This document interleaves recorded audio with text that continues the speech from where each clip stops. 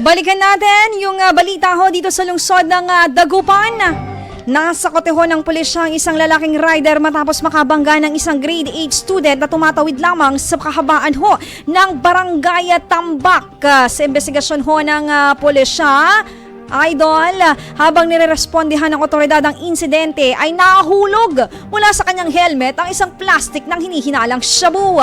Kinapkapan ang suspect at muling nakumpiska ang dalawa pang plastic sachet ng Shabu na nasa 3.2 grams at nagkakahalaga ho yan ng 21,760 at nakuha rin ang isang pirasong tube glass na may suspected Shabu residue.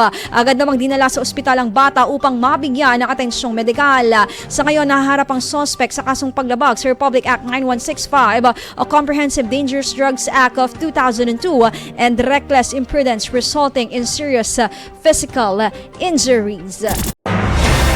IFM News. IFM News. IFM News.